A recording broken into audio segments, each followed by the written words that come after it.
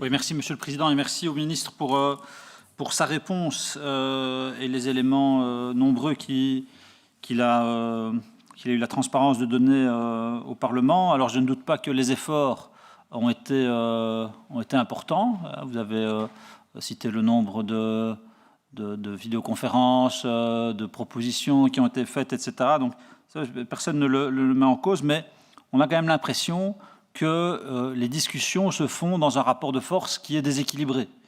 Alors que quelque part, c'est la Lufthansa qui est demandeuse au départ.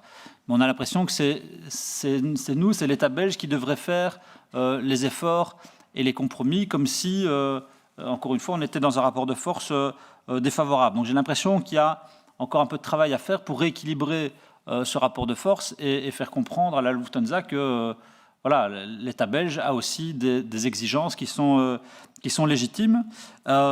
Et à cet égard-là, je pense qu'on doit privilégier un mécanisme qui offre en effet des garanties, qui lie la compagnie et qui la lie dans le temps. Il ne s'agit pas de décaisser et puis dans quelques mois ou dans quelques années se rendre compte qu'on s'est fait rouler dans la farine. Et puis alors il y a la question en effet du plan B. Si en effet on n'aboutit pas, qu'est-ce qu'on fait ? Qu'est-ce qu'on fait, avec quels moyens, avec quelle ambition, en termes financiers évidemment, mais aussi en termes de mobilité, de modèle économique aussi.